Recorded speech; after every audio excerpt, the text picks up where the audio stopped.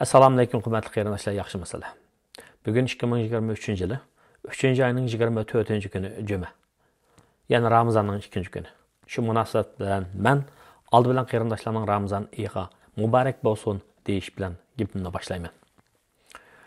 O'tgan 2 hafta ichida dunyoda yuz bergan voqealardan dunyoning diqqatini chekkan mundaq bir ish bor. Ya'ni u Rossiyaning prezidenti navbatda Ukrainaga hujum qilganiga 1 yildan ortiq vaqt bo'lgan Rossiya armiyasining qo'mondoni Putinga qarata, ya'ni Putinning jinoyatlariga qarata xalqaro urush sudi uni insoniyatga qarshi jinoyat o'tkazdi deb ayblab tutish buyrug'i chiqadi.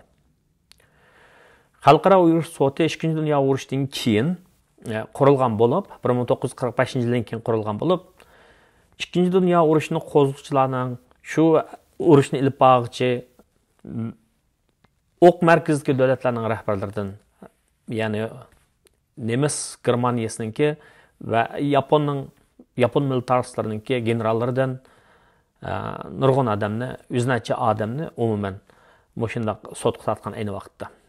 Yaqinqi yillarda 90-yillarning oxirlarida Yugoslaviyaninki prezidenti Slobodan Miloševićninki o'zining territoriyasi ichidagi xalqlarga qilgan, ya'ni Kroatlarga, Serbiyalik, Bosniyalik musulmonlarga va Kosovalik musulmonlarga qilgan o'tkazgan irqiy qirg'inchilik jinoyatini, ya'ni jinoyatlarini, o'ldirish jinoyatlarini davlatning armiyasiga, harbiy kuchiga, diktatorlik kuchiga tayinib turib, o'ldirgan jinoyatni irqiy qirg'inchilik jinoyati o'tkazdi, insoniyatga qarshi jinoyat o'tkazdi deb ayblagan. Andan keyin hokimiyat almashganda Yugoslaviyaliklar o'zlari, ya'ni Serblar o'zlari uni tutib bergan.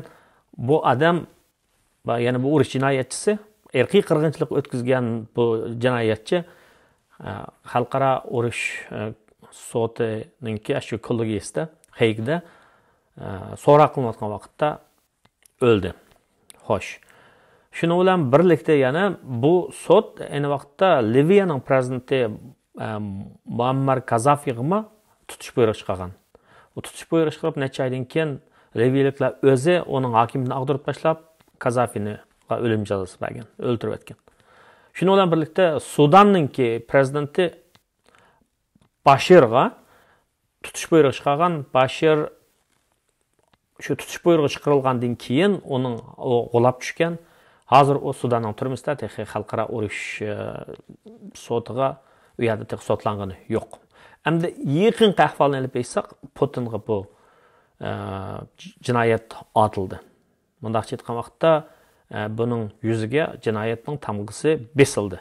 Putin va uningki Rossiyaninki bolalar huquqini qo'g'dash, bolalar huquqininki qo'g'dash komitetining komissari Mariya Belova degan ayolga, ikkisiga Ukrainalik bolalarni, necha o'n minglagan bolalarni Ukrainadan ota-onasidan ayirib Rossiyaga yo'tkazganligi uchun insoniyatga qarshi jinoyat o'tkazdi deb shundaq tamg'a besildi, tutish buyrug'i chiqarildi. Ya'ni bular shu xalqaro urush sudiga munosabatli hujjatlarga imzo qo'ygan 123 davlatga borsa, shu davlatlar buni tutsa bo'ladi.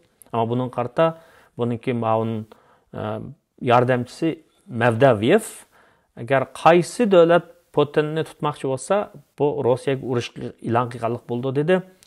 Xo'sh, endi burungi ishlarga qaraydigan bo'lsak, xalqaro urush sudi urush jinoyatchi deb e'lon qilgandan keyin oz kundan keyin ularning hokimiyatlari ag'dirilib, undan shu jinoyatchilar tegishli jazoga uchragan. Agar shu xil qilib takrorlansa, Putinning taqdiri qanday bo'ladi? Savol belgisi. Xo'sh. Bu xalqaro ishlarda bizning diqqatimizni chekkan ish. Bu albatta irqini begunoh kishilarningki qini bilan qo'li, begunoh kishilarningki qini bilan bo'yalgan urush jinoyatchilarga, irqiy qirg'inchilarga, mayli ular cho'ng bo'lsin, kichik bo'lsin, hamon adolatning tarozisida bir kuni tortilib jazosini chekadiganligidan derak berdi. Albatta biz shunday bo'lishini umid qilamiz. Xo'sh.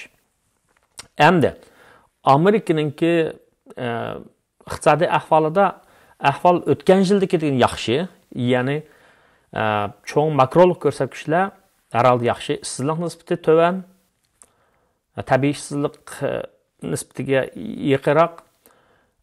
Ama pul pahalılığı ötken yıl 6. aya qaraganda çıqib tövelligen bolsunmu? Ama Merkezi Bankınınki nişanıga yetmegenligi uchun bu qitim yani yaqinda Jeremy Powell Merkezi Bankınınki ösüm nisbatini 0,25% o'stirdi. Bu deganlik nima desa, bu yerda Merkezi Bankının ösüm nisbati deganimiz odatda Federal Funds Rate degani ko'z tutdi.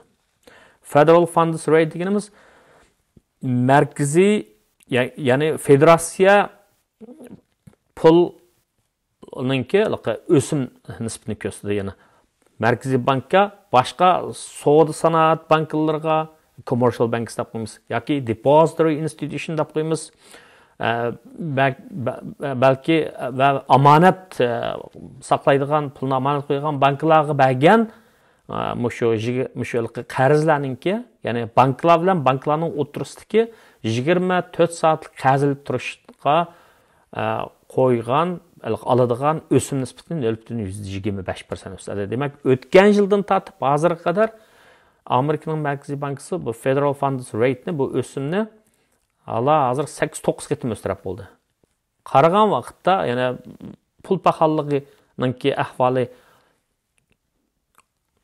yaxshilanish bo'lmasa, ya'ni tuvallamasa, Markaziy bankka bu yil yana kam deganda 1-2 qitim o'stiradigan bu o'sim nisbatini. Ammo o'stirgan vaqtda o'tgan qitimdagidek 0,75% dan emas, 0,25% yana 1-2 qitim o'stiradigan ahvol ko'rilyapti. Ya'ni faraz qilinyapti. Endi bu o'sim nisbatining bu xil bo'laning o'stirishi iqtisodga qanday ta'sir ko'rsatadi, odamlarga qanday ta'sir ko'rsatadi deganda, oningki ta'sirlarini har xil mundaq tushuntirishga bo'ladi. Ya'ni iqtisodni biz shundaq bir ketayotgan bir mashinaga o'xshatsak, Markaziy bankini biz shofirga o'xshatsak, mundaq aytgan vaqtda, bu yerda pul pahalılığı belki işip ketdi. Yani bunda aytganda ketayotgan mashinaning surati bak tizilishib ketdi. Bu yerda tormoz tutishga to'g'ri keladi. Nimishqa? Chunki ishlarning o'zining qonuniyati bor. Ishlarning o'zining qonuniyati bor. Mashina haydashning o'zgarishlik amal qilishlik qonuniyatlari bor. To'xtaydigan yerda to'xtash kerak, odamlar jiq yerda, sanjaq yerda nima bo'lish kerak? Süratni asıltış kerak. Yuqori yo'llarda, yuqori suratli yo'llarda tezroq haydasa bo'ladi, uning xatiri yo'q. Ammo xatar bor yerlarda suratni asıltış kerak. Pul pahalılığı haddidan ishib ketgan vaqtda pulning setilish kuchini tuvallatib, bu shaxsiylardan tortib idora, jamiyat va shirkatlargacha bularning hammasining ko'ngliga parakandchilik silib o'tadi.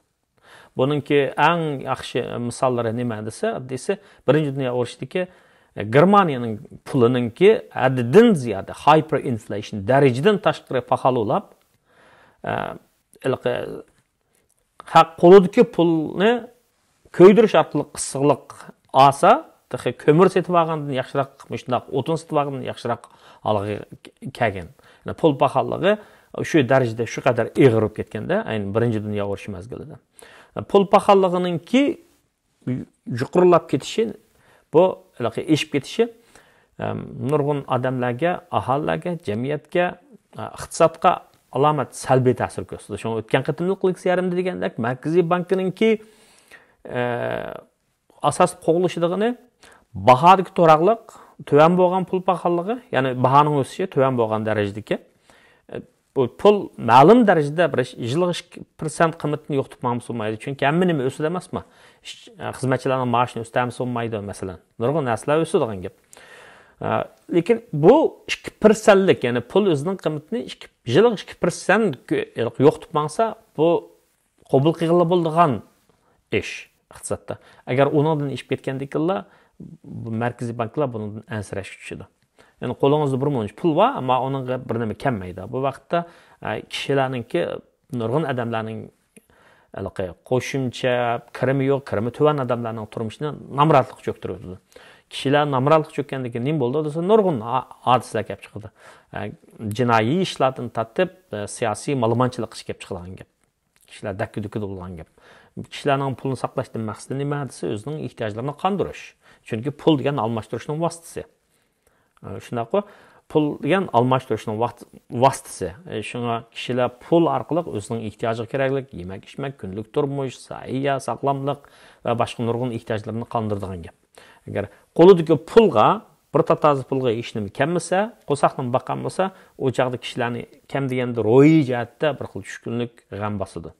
Kishilar bir xil yo'rg'liqni osmonda quyosh bo'g'ini bilan hayotda bir xil yo'rg'liqni ko'rolmaydi. Ya'ni dak-tukchilik, aloqazorlik, qalayimqanchilik, buzuqchilik, parxo'rlik va nurg'un jinoyatlarni keltirib chiqardi. Bunday qilgan vaqtda namratlikni oshirib o'tadi. Natijada nima bo'ldi desa, nurg'un razillikning, nurg'un jinoyatning manbasi qaysi bir faylosufning degandek namratlikda deganiga o'xshash bu bir zulm siladi. Shunga mayli iqtisodiy taraqqi qilgan demokratik ellar bo'lsin yoki iqtisodiy taraqqi qilayotgan ellar bo'lsin, hammasi bu pul paxalligiga nisbatan nihoyatda sezgirlik bilan qaraydi. Shunga o'tganda degandek 2-3 million odam ishsiz qolsin mayli, 2-300 million odamninki iqtisodga bo'lgan ishonchi tushmasin, cho'kmasin deb mushuni asos qiladi. Shunga Silicon Valley Bank'da Crimson jilg'isidagi banka, Signature New York Signature Bank'si buningda chatoq ko'rilgan vaqtda Markaziy bankka, Moliya ministrligi, Xazina ministrligi bular jiddiy tadbir qo'llandi. Shunga pul paxallik, iqtisoddagi paycheki bozoridagi bular bank paylaridagi cho'kish yana biroz ahvolda biroz yaxshilanish bo'ldi. Chunki Amerikaning bu iqtisodiy tarmoqlari shaxsiylarga, ya'ni pul omonat qo'yuvchilarga, tijoratchilarga nisbatan bir xil ishonchni berdi, ko'nglini tinchitdi. Ama Ma'vul yaqinda, bir necha kundan oldida o'sim nisbini 125% o'stirish bilan yana paychiga nisbatan biroz cho'kish bo'ldi. Nimishqa deganda, bu Markaziy bankning Federal Funds Rate'ni bu o'simni o'stirishi, ya'ni Amerikaning Markaziy bankasi birlan bank emas, bu butun bir sistema. Amerikada 51 shtat rayonninki pul muomala ishlarini, bank ishlarini bajaradigan Markaziy bankning 12 bankisi var. Rayonlik bankisi var. Bu rayonlik bankining bu 12 bankinin her birinin banki başlık oldu mu? Bularning ichidan 7'ni Amerikaning prezidenti tallaydı. Nimaga deb tallaydi desa, shu Markaziy bankining ishlarini boshqaradigan hay'at qilib tallaydi, mudiriyat asas qilib tallaydi. Bu 7'ning ichidan birini shu Amerikaning prezidenti shu Markaziy bankini idora qiladigan 4 yillik raislik tallaydi. Hozir Jeremy Powell burun birdan ketdi, Nobel mukofotiga erishdi adam. O'tgan yili men bu to'g'ri so'zlab berdim. Lekin bular shu Amerika iqtisodidagi pulning asosini qanchalik tavritish, ya'ni pulning asosini deganimizda bütün iqtisoddagi Markaziy bank taqatgan pullar, Xazina ministrligi taqatgan tangilardan tarkib topgan, buni monetary base deymiz.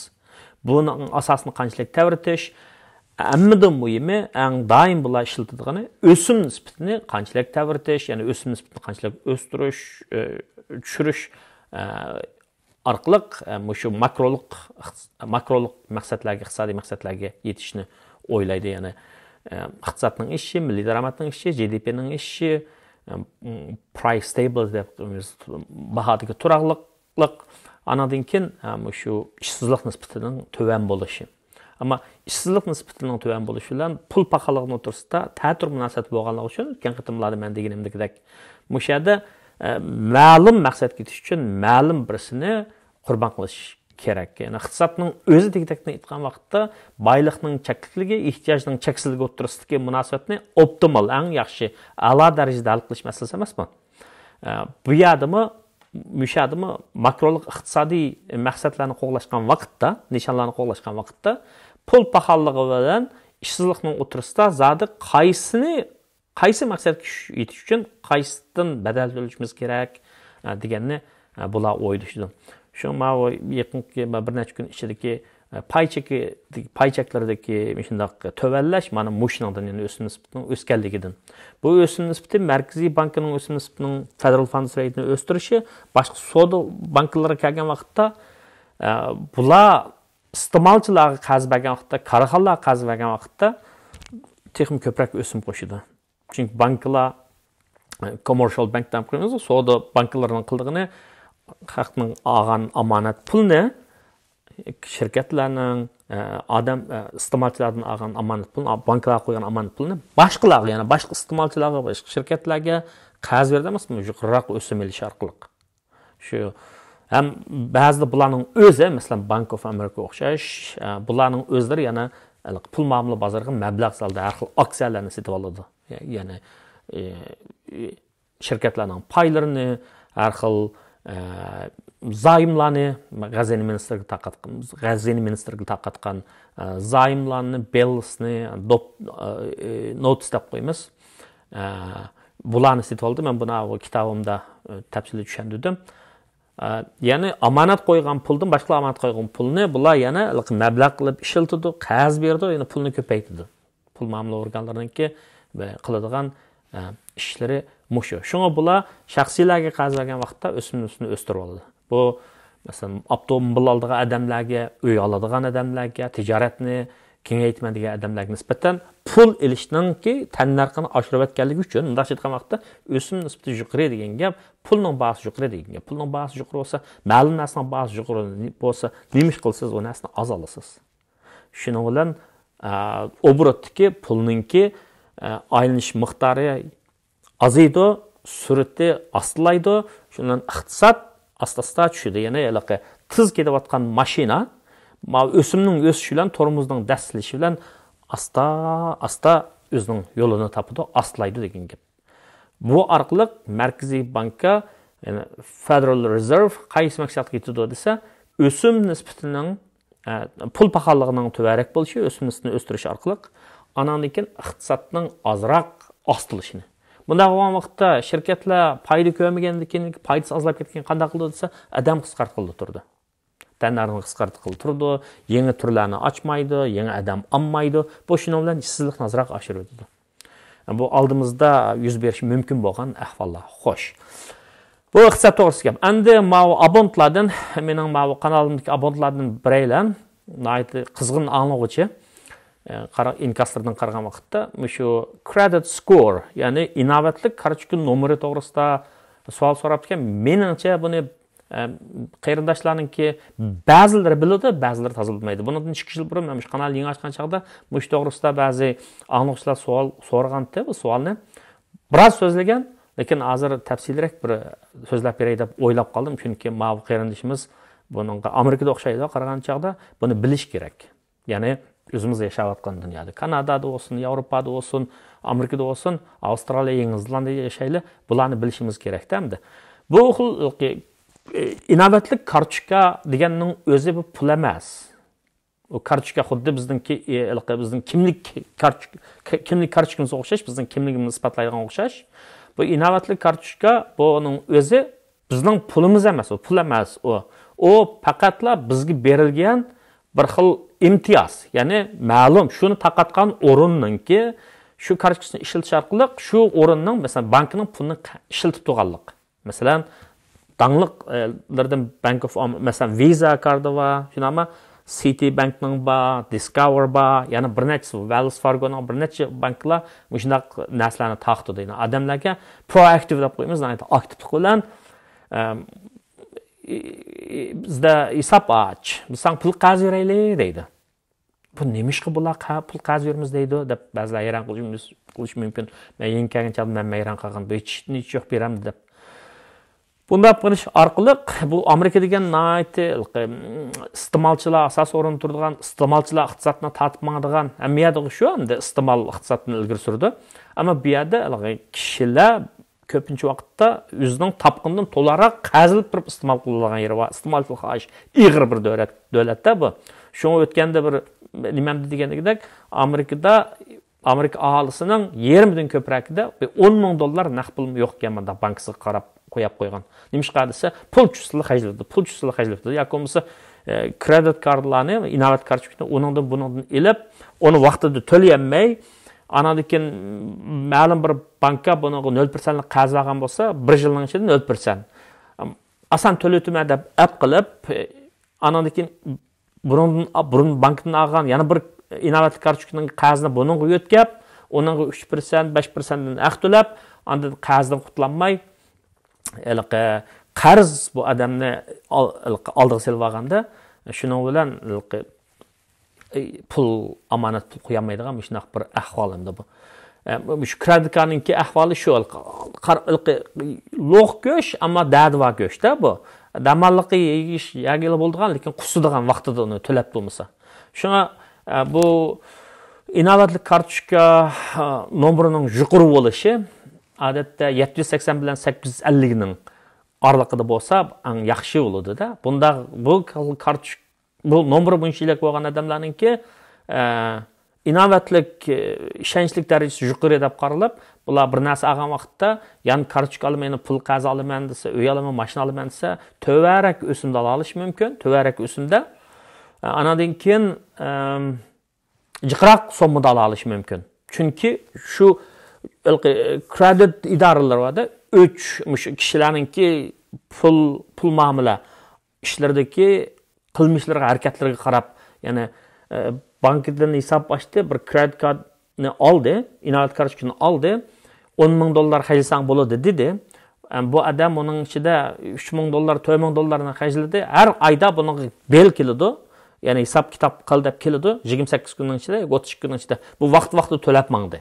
Bunda bo'lgan vaqtda bu odamningki nomeri yaxshi, chunki bu olgan qarzni vaqtida qaytaradigan inovatlik, ishonchli odam ekan deb qaraladi. Agar birisi $10,000 bir bankka misol uchun $10,000 qarz ishlatsang bo'ladi deb kartochkasini bergan bo'lsa, bu odam $999 ni xajlayotgan bo'lsa, buning kredit nomeriga nisbatan bu ta'sir etadi. Nimishqa desa max out deydi, eng yuqorisini bu xajlab oldi, xajlata bu naytni o'ziniki nimasiga qilmay, yotqini qarmay putuzib salgan ekan bu, bazgakkan bu deb o'ylab qoldi, kredit nomeri to'varak bo'ladi degan gap. Anadan keyin qachon ochdi, ba'zi odamlarning naqd puli bo'lsa, qarz olib qolmaymi deb kredit ochmaydigan odamlar bor. Ba'zi odamlarning kirimi yuqori, lekin kredit nomeri tuvan bo'ladigan ahvolim bor. Nimishqa desa, bular shu kreditni ochsam, qarz ishlatib salsam, menga yaxshi emas deb o'ylab qoladigan. Ba'zi odamlar chi desa, kirim to'varak, ammo kreditni oldi, onu o'rinli xajladi, vaqt-vaqtida to'lab mangdi. Bularningki nomeri asta-asta ishib mangdan gap. Nimishqa desa, bu odam loyiqda pul xajlaydi ekan, moliya jihatda pul xajlashda mas'uliyatchan ekan deb. Chunki odamlarning ehtiyojlari haqli bo'lib turdi.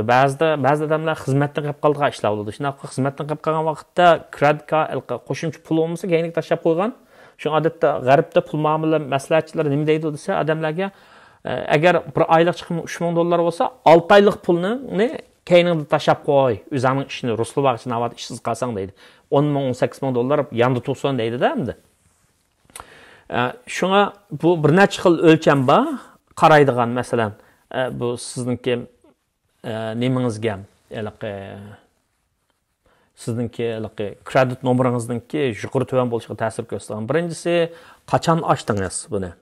Ikkinchisi, qanchalik, masalan, 3 kartasini olgan bo'lsangiz, Discover'dan, Visa'dan, yana birisidan bo'lib,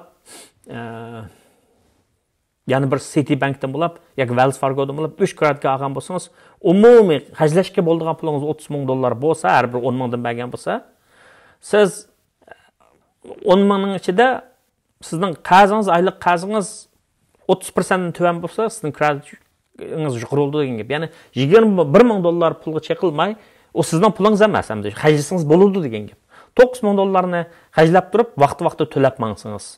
Agar uni vaqti-vaqtida to'lab mangsangiz, $30,000 xajlasang bo'ldi desiz, $29,000 ni xajlab olsangiz, masalan, Gucci somkani elib, olmos uzuk taqib olib, yoki bo'lmasa yana bir mashina elib degandek qarzganda elib olsangiz, ma kredit shirkatlarininki o'simi eng yuqori. Bu mortgage'dan o'simdan yuqori, mashina ishda oladigan o'simdan yuqori. Bularninki o'tir hisob bilan shundaq 0%lik narsasi muddati 12 oy degan to'shqandan keyin bu biroqlam 17%, 20% ga ishib ketadi, 20% bo'lib ketadi. Bu chaqda bir xil vicious cycle deymiz. Intayin yomon sifatli aylanmaga patqaq ketib qolgan gap.